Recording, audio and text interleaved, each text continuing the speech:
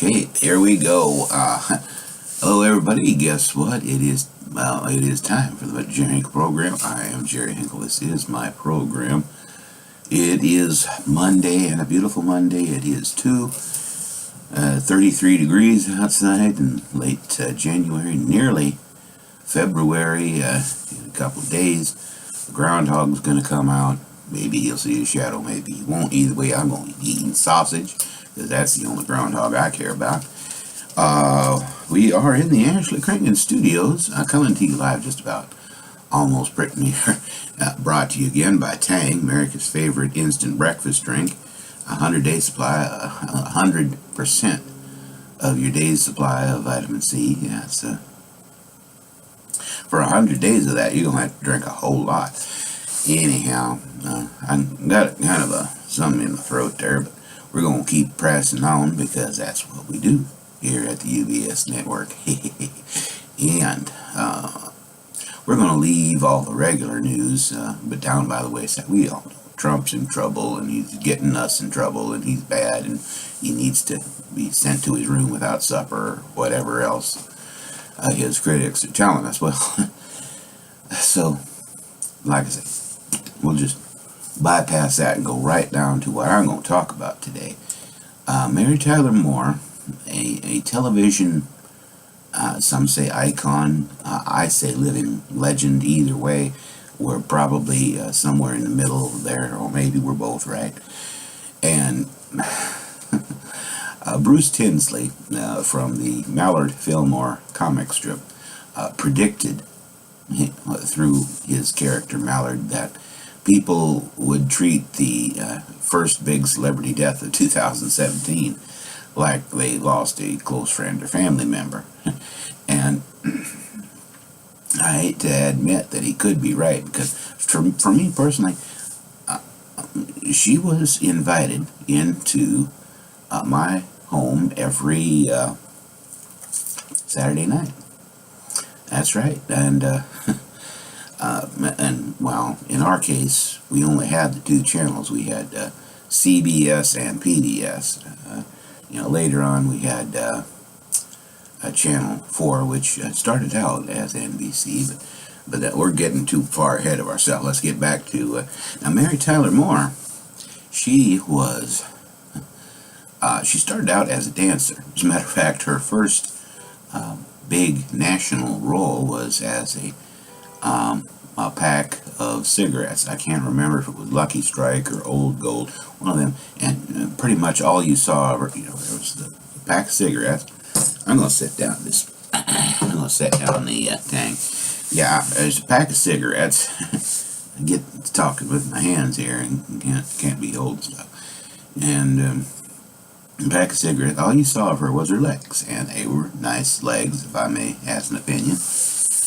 Later on, she got a part as Sam, the answering service in the television show Richard Diamond, a Private Detective, starring David Jansen.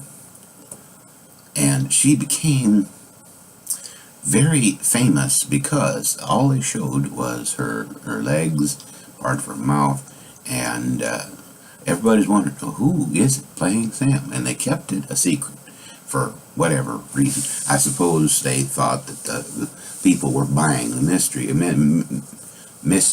and so, okay, we'll keep it a secret. People will be watching because they want to, and Mary, being young, Mary Tyler Moore, that is, being young and innocent, and thinking, well, if I'm going to keep this secret like they want me to, I should get a raise.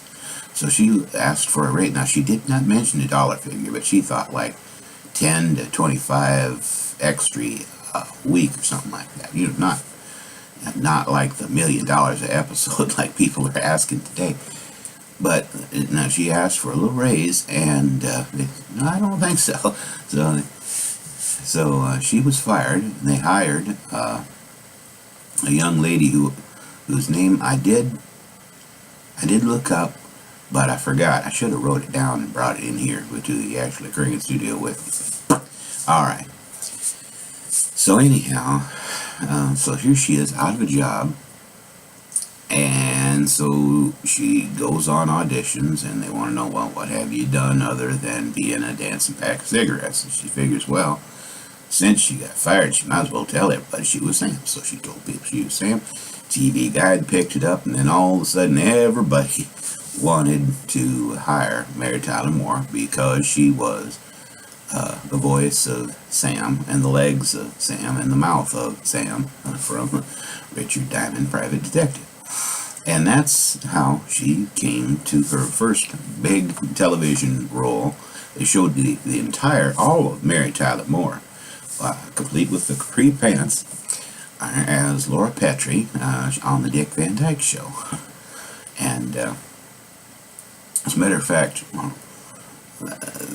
that was kind of happened by accident too, because that show wasn't doing too well in the ratings until they moved it around, until they moved it behind a little show called Beverly Hillbillies, and all of a sudden people started watching the show. And of course, watching Mary do her little capri pants dance there. So that was, I hope this is all in. How are you falling asleep? I hope not. To me, this is fascinating stuff that we're talking about. It's just my voice is not conveying my excitement properly because, well, anyhow.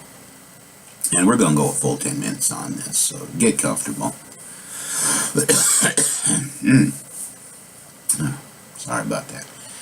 Okay, so later on, after the Dick Van Dyke Show, Dick Van Dyke goes into movies, you know, Chitty Chitty Bang Bang, Mary Poppins, Cold Turkey. Movie stardom came his way rather quickly. And poor Mary, she was sitting there waiting with sandwiches by the phone for someone to get her another job. So she decides, after a while, that maybe she had to go into TV production and make her own role, so, you know, make her own show so that she can do what Dick Van Dyke did. So, about that time, Madison Avenue was telling CBS that they needed a more sophisticated audience because for some reason they got tired of, Beverly Hillbillies, Gilligan's Island, and all the Green Acres, Hee-Haw, all those, and Mayberry, all those programs that were corny. So you gotta get rid of them and put in some more sophisticated fare. Well, they started off with All in the Family, but they needed somebody nice. Along comes Mary Tyler Moore with Mary Richards.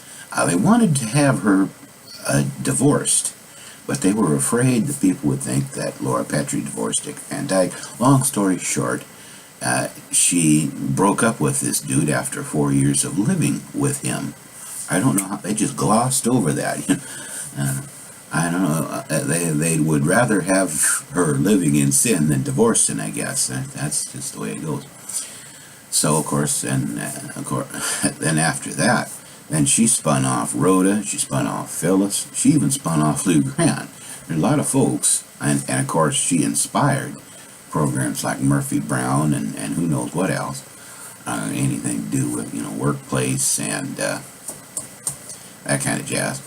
Anyhow, so she had a pretty good life, living legend. Trouble with being a living legend is sooner or later you gotta die.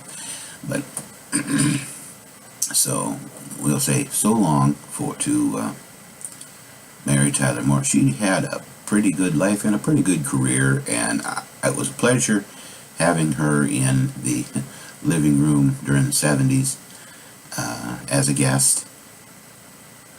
And so until next time, North and South America and all the ships at sea, this is Jerry Hinkle program coming to you almost live, just about pretty near from the Ashley Kringen studios of the UBS network. And God be with you, and do the best you can. And hey, get out of my bathroom, because you're invading my privacy big time here.